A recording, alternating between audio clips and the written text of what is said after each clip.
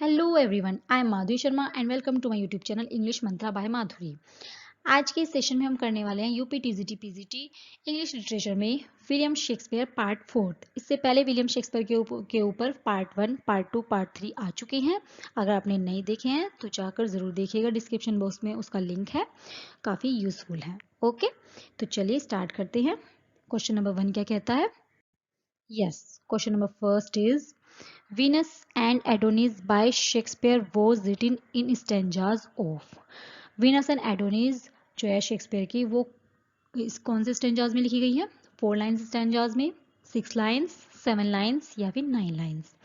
Venus and एडोनीज एक narrative poem है और दूसरी पोएम है रेप ऑफ ल्यूक्रेज। वीनस एंड एडोनीज जो है वो लिखी गई है 6 लाइन्स में, 6 लाइन्स स्टेंजाज में, जबकि जो रेप ऑफ ल्यूक्रेज है वो लिखी गई है 7 लाइन स्टेंजाज में। ओके, और इसकी राइमिंग स्कीम है ए बी बी सी सी। ठीक है, चलिए सेकंड क्वेश्चन देख लेते हैं। Which drama of Shakespeare was not included in the first folio of 1623 by Hemmings and Condell? Hemmings and Condell के द्वारा फर्स्ट फोलियो में कौन सा ड्रामा इंक्लूडेड नहीं था? इसमें 3 क्वेश्चंस छिपे हुए हैं। अगर ध्यान से देखें तो फर्स्ट क्वेश्चन तो है कि कौन सा ड्रामा इंक्लूडेड नहीं था। सेकंड क्वेश्चन हो सकता है कि फर्स्ट फोलियो कब आया था, तो 1623 में आया था। किसके द्वारा आया था? हेमिंग्स एंड कॉन्डेल के द्वारा आया था। ओके, तो अब इसमें देख लेते हैं कौन सा ड्रामा इंक्लूडेड नहीं था। तो 1623 में फर्स्ट फोलियो आया था जो कि प्रिपेयर किया गया था, जो शेक्सपियर के कलीग्स ही थे, John Heminges and Henry Condell. और इसमें क्या इंक्लूडेड नहीं था? पेरिक्लिस जो है वो इंक्लूडेड नहीं था। बाकी इसके अलावा और भी 2-3 प्लेज हैं जो इंक्लूडेड नहीं थे, जैसे कि prince of Tyre, the two noble kinsmen, और 2 लॉस्ट प्लेज भी हैं जो कि हैं Cardenio and love's labour's won. Okay, तो इसका आंसर हो जाएगा हमारा Pericles. The next question is it is believed that Shakespeare was found guilty of deer poaching in the garden of। ऐसा माना जाता है कि शेक्सपियर पाए गए थे डियर पोचिंग करते हुए किसके गार्डन में? William Herbert, Robert Greene, Thomas Lucy या फिर टॉमस थॉर्प। तो टॉमस लूसी के गार्डन में वो डियर पोचिंग करते हुए पाए गए थे। ऐसा माना जाता है कि इसी की वजह से फिर वो लंदन चले गए थे इस सब गिल्टी से बचने के लिए। ठीक है, और फिर वहां पे उन्होंने अपना नया करियर स्टार्ट किया था। चलिए क्वेश्चन नंबर 4 देख लेते हैं। Who is the author of the line? इस लाइन का ऑथर कौन है? Tigers heart wrapped in a players height about Shakespeare. जिसने शेक्सपियर के बारे में लाइन लिखी गई। टाइगर्स हार्ट बोलते हैं एक अग्रेसिव पर्सन को। टाइगर्स हार्ट wrapped इन अ प्लेयर्स हाइट। शेक्सपियर के बारे में कौन कह सकता है? उन्हें क्रिटिसाइज किसने किया था? Ben Jonson, Christopher Marlowe, Matthew Arnold या फिर रॉबर्ट ग्रीन। तो रॉबर्ट ग्रीन ने ऐसा किया था। क्रिटिसाइज करते उन्होंने कहा था कि ये एक अपस्टार्ट क्रो है जो कि हमारे फेदर से खुद को ब्यूटीफाइड कर रहे हैं। ठीक है, और tigers heart wrapped in a players height, आगे की लाइन फिर ये थी। ओके, तो चलिए क्वेश्चन नंबर 5 देख लेते हैं। Which one is the right chronological order of Shakespeare's major tragedies? इनका ऑर्डर बताना है। Hamlet, Othello, King Lear, Macbeth. Hamlet, King Lear, Macbeth या फिर Othello. Macbeth, Hamlet, Othello, King Lear. D option is Macbeth, King Lear, Hamlet, Othello. तो इसका सही answer होगा option number A. हुकुम से कर लेते हैं इसको learn. Hamlet, Othello, King Lear and Macbeth. Hamlet आया था 1600 में, ओथेलो आया था 1604 to 5, King Lear 1605 to 6 and Macbeth भी 1605 to 6। Okay, the question number 6 is who is called Who called Shakespeare sweetest Shakespeare fancy's child? किसने कहा है Shakespeare को स्वीटेस्ट शेक्सपियर फैंसीज चाइल्ड? अधिकतर चाइल्ड वगैरह की बात जो की है ना, मोस्टली वो जॉन मिल्टन ने कही है। ओके, जॉन मिल्टन ने ही ये बात कही है शेक्सपियर की प्रेज में, sweetest Shakespeare fancies child. Okay, question number 7 is Shakespeare was not of an age but for all time was uttered by। Shakespeare केवल एक एज के लिए नहीं बल्कि सभी टाइम यानी कि सभी एज के लिए, हर एज के लिए है वो। ये बात किसने कही है शेक्सपियर के लिए? John Milton, Matthew Arnold, Ben Jonson या फिर टी एस एलियट। ये बात कही है उनकी शेक्सपियर की प्रेज में, जो कि शेक्सपियर के गुड फ्रेंड भी थे और फेलो राइटर भी थे, बेन जॉनसन ने। ओके, और ये बात ये लाइन कहाँ आई थी? In the preface to the first folio में। Is it clear? Okay, question number 8 is where from these lines have been taken. ये लाइन कहाँ से ली गई है? Good friend for Jesus sake forbear to dig the dust enclosed here. Blessed be the man that spares these stones, and cursed be he that moves my bones. ये line कहाँ पर है? Cymbeline में है, as you like it, much ado about nothing या फिर Shakespeare storm. तो ये लाइन कही गई है कि अच्छे दोस्त हैं यीशु के लिए, और जो कि धूल को खोदने के लिए, और यानी कि देख लेते हैं एक बार इसे। Good friend for Jesus sake forbear to dig the dust enclosed here, blessed be the man that spares these stones. यानी कि अच्छे दोस्त हैं जीसस के लिए जो कि डिग द डस्ट इनक्लोज हियर, जो यहाँ की धूल खोदते हैं, खोलने में संलग्न हैं या लगे हुए हैं। Blessed be the man that spares these stones, उन लोगों को तो ब्लेस है यानी कि आशीर्वाद है या धन्य है वो लोग जो कि ये स्टोन्स यानी कि जो मेरी कब्र के जो स्टोन है वो छोड़ देते हैं। एंड कर्स्ड बी ही, और उनको अभिशाप है जो कि मेरी बोन्स को मूव करते हैं या हिलाते हैं। यानी कि ये कहा गया है कि मेरी जो कब्र है या जो मेरी टोम है उसको डिस्टर्ब ना किया जाए। तो ये वाली लाइन कहाँ पर लिखी गई है? ये लाइन लिखी गई है शेक्सपियर टोम में। टोम के ऊपर ये खुदी हुई थी, ठीक है, या लिखी हुई है। ओके, क्वेश्चन नंबर 9 इज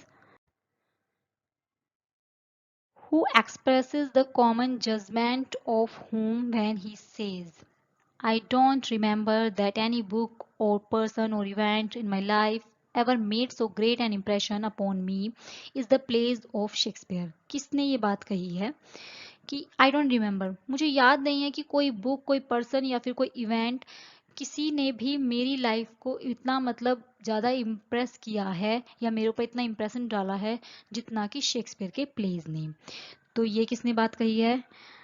डांटे, गेटे, कीट्स या फिर वर्ड्सवर्थ। तो ये बात कही है गेटे ने, ठीक है। नेक्स्ट क्वेश्चन देख लेते हैं। Question number 10 is Hermia is the character in Shakespeare. Hermia Shakespeare के कौन से प्ले में कैरेक्टर है? Midsummer Night's Dream, Romeo and Juliet, two gentlemen of Verona, merry wives of Windsor. तो हर्मिया जो है वो शेक्सपियर के मिडसमर नाइट ड्रीम में आती है। और हर्मिया, इसमें क्या होता है कि हर्मिया के फादर चूज करते हैं उसके लिए डेमिट्रस हस्बैंड के रूप में, बट वो लव करती है लिसेंडर से और फिर उसके साथ वो इलोप हो जाती है यानी कि भाग जाती है। फिर फॉरेस्ट में वो हेलेना, उसकी जो फ्रेंड है हर्मिया की, वो भी मिलती है, जो कि हेलेना करती है डेमिट्रस से प्यार, और बाद में फिर उनका एक तरीके से हर्मिया की लिसेंडर दोनों मिल जाते हैं और हेलेना डेमिट्रस मिलते हैं। ओके, चलिए question number 11 is The line "This is the noblest Roman of them all" is said by। ये लाइन किसके द्वारा कही गई है कि this is the noblest Roman, यह सबसे नोबलेस्ट रोमन है इन सब में। किसके लिए कही गई है? किसने कही है? ब्रूटस, क्लियोपेट्रा, सीजर या फिर एंटनी। ये कही है लाइन एंटनी ने। किसके लिए? ब्रूटस के लिए कही है। एक्ट 5 सीन 5 में जब ब्रूटस की डेथ हो जाती है तब एंटनी ये लाइन बोलता है, क्योंकि वो जानता है कि ब्रूटस ही एक ऐसा सिंगल पर्सन था जो कि कॉन्स्पिरेटर की साइड तो था, पार्टिसिपेट तो किया था उसने कॉन्स्पिरेसी में सीजर के अगेंस्ट, बट उसका मेन मोटो क्या था? वो लव ऑफ दिस कंट्री, यानी कि वो अपनी कंट्री से प्यार करता था और उसे लगता था कि जो सीजर है आने वाले टाइम में कंट्री के लिए सही नहीं होगा। ओके, तो उसका कोई पर्सनल इसमें कोई नहीं था, कुछ भी पर्सनल एंड्स के लिए नहीं था, ये तो उसकी लव ऑफ हिज कंट्री के लिए था। ओके, तो इसीलिए तभी एंटनी ने ये लाइन कही है कि this is the noblest Roman of them all. Question number 12, Shakespeare's Antony and Cleopatra is a, Shakespeare का जो एंटनी एंड क्लियोपेट्रा है वो है एक रोमन प्ले, कॉमेडी, फार्स या फिर मेलोड्रामा। ना तो ये कॉमेडी है, ना ये फार्स है, ना ये मेलोड्रामा है, ये क्या है, ये है रोमन प्ले। ओके, इसको ट्रेजिडी भी कहा जाता है और ये बेस्ड है किस पर, प्लूटार्क्स लाइव्स पर बेस्ड है, क्योंकि रोमन प्ले मैंने बताया हुआ है पहले ही कि प्लूटार्क्स लाइव पर बेस्ड हैं सारे। और इसमें क्लियोपेट्रा और मार्क एंटनी की रिलेशनशिप दिखाई जाती है। ठीक है, question number 13 is Shakespeare the Tempest is, जो टेम्पेस्ट है वो क्या है, tragedy, comedy, tragic comedy, history play. ये प्योर कॉमेडी भी नहीं है, ट्रेजिडी भी नहीं है, हिस्ट्री प्ले भी नहीं है, ये ट्रेजिक कॉमेडी है। यानी कि इसमें ट्रेजिडी का भी कुछ अंश है और बट लास्ट में हैप्पी एंडिंग होती है, तो इसलिए ये कॉमेडी यानी कि ट्रेजिडी कॉमेडी है, ट्रेजिक कॉमेडी है। और ये लास्ट प्ले भी है कहा जाता है शेक्सपियर का, इसलिए इसे स्वान सॉन्ग भी कहते हैं। 1610 to 11 में ये आया था।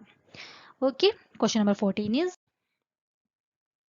The essential Shakespeare is a work by, the essential Shakespeare work किसका है, J Dover Wilson, F R Leavis, A C Bradley, G Wilson Knight. तो द एसेंशियल शेक्सपियर है जे डोवर विल्सन का। ठीक है, क्वेश्चन नंबर 15 देख लेते हैं, 14 हमने कर लिया। Shakespeare's history plays all together deal with a period of, Shakespeare के हिस्ट्री प्लेज जो थे किस पीरियड को डील करते हुए नजर आए हैं वो, यानी कि शेक्सपियर के जो हिस्ट्री प्लेज हैं अ पीरियड ऑफ, कौन से पीरियड को डील किया इन्होंने, 1000 ईयर्स, 700 ईयर्स, 450 ईयर्स या फिर 350 ईयर्स। तो उसमें जो है ओवरऑल 350 ईयर्स का के दौरान की बात कही गई है इसमें, और इसीलिए इसी पीरियड को ये डील करते हैं हिस्ट्री प्लेज में। Question number 16 is William Shakespeare belonged to the, William Shakespeare कौन सी एज से बिलोंग करते हैं, very easy question, restoration age, Victorian age, Elizabethan age या फिर romantic as.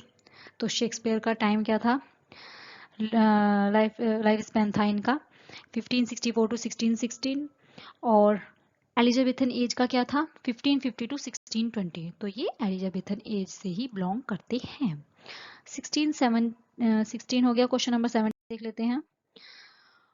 Who is known as the melancholy man in as you like it, melancholy man किसको कहा जाता है या कौन जाना जाता है एज यू लाइक इट में, टचस्टोन, सिल्वियस, जैकस या फिर कोरिन। तो मिलनकली मैन जैकस ही जाना जाता है मिलनकली मैन के नाम से।